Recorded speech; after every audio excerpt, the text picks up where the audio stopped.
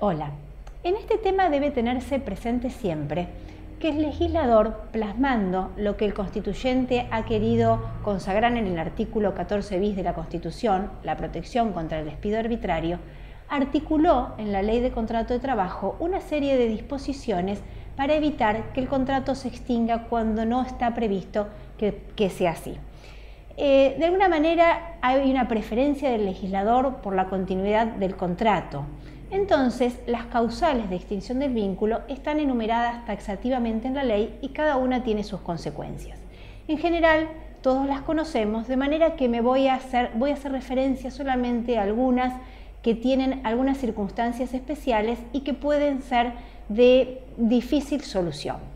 No hay ningún problema con la jubilación, no hay ningún problema con la renuncia, cuando efectivamente es una renuncia real, pero sí aparecen controversias en determinadas circunstancias.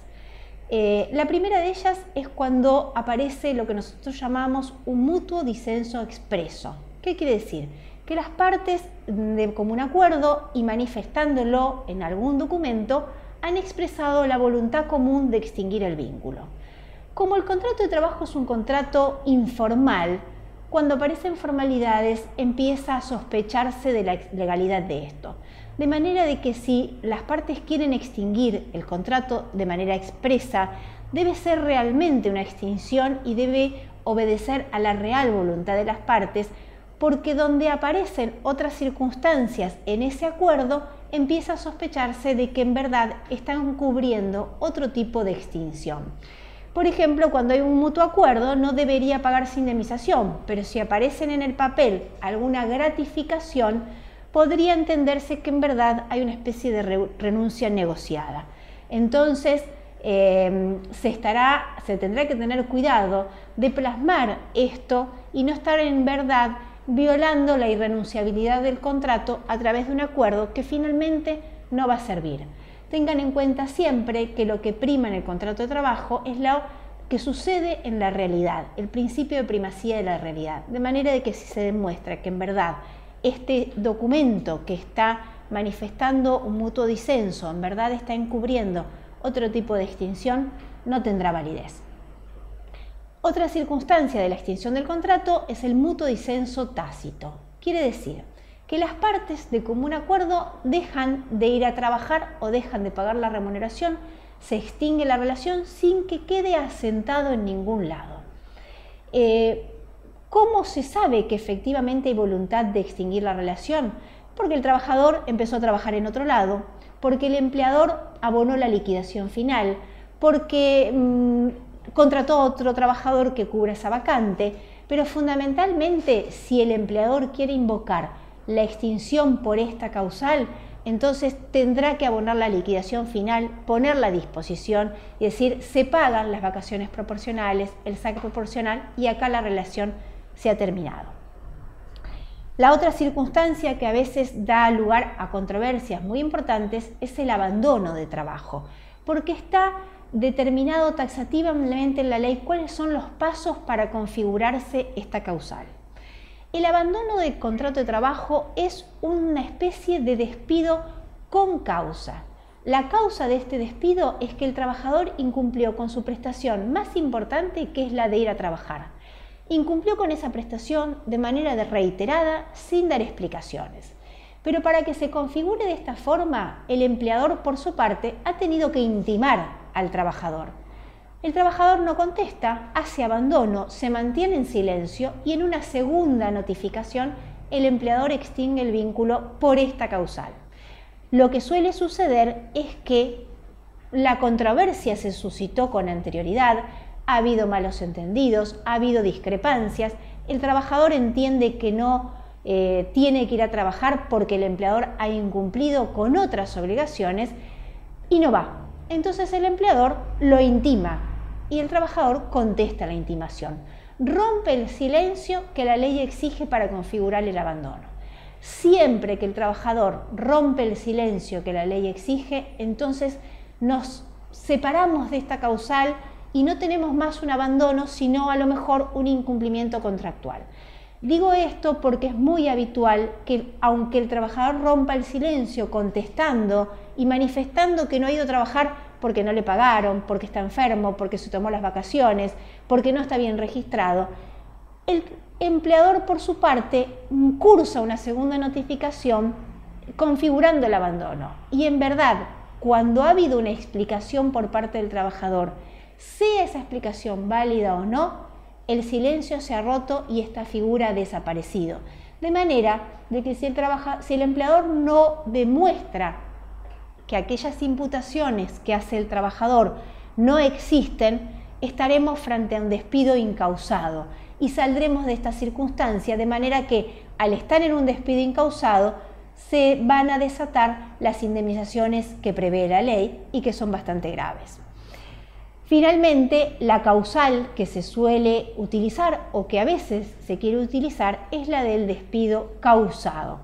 Cuando hablamos de despido incausado no hay inconveniente, el empleador tiene derecho a extinguir el vínculo y abonar las indemnizaciones, pero frente a un despido causado tiene que tener ciertos requisitos y tiene que tomar ciertas precauciones.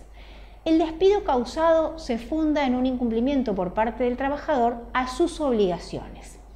Ese incumplimiento tiene que ser de tal gravedad que impida la prosecución del vínculo. Es decir, la conducta del trabajador no es merecedora de una sanción menor. Por ejemplo, una tardanza podría ser merecedora de un apercibimiento, 2 tardanzas de una suspensión, un maltrato podría ser una suspensión.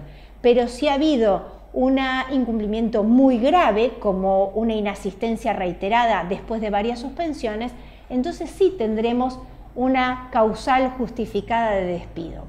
Ahora bien, para que esa causal justificada de despido sea válida, tiene que haber sido realmente el incumplimiento grave. Si el incumplimiento no es grave, por lo menos tiene que haber habido antecedentes por parte de ese trabajador que hacen que el límite de tolerancia en las buenas relaciones, en el comportamiento del trabajador, autoricen al empleador a extinguir el vínculo. Entonces, frente a incumplimientos del trabajador hay que tener en cuenta 2 cosas. Si los incumplimientos son menores, hay que aplicar el poder disciplinario, no dejándolos pasar para que queden como antecedentes. Si el incumplimiento final también es menor, hay que tener cuidado que si efectivamente la suma de los anteriores autorizan o no a la extinción con causa, porque si este último incumplimiento de por sí es menor y no hay otros anteriores, ese despido será considerado incausado y tendrá como consecuencia las indemnizaciones que en el derecho del trabajo son bastante importantes. ¿Cómo son esas indemnizaciones? 1 mes de sueldo por cada año de servicio o fracción mayor de 3 meses, tomando como base la mejor remuneración mensual normal y habitual percibida en el último año de servicio, más los días integrativos del preaviso y el preaviso en sí mismo.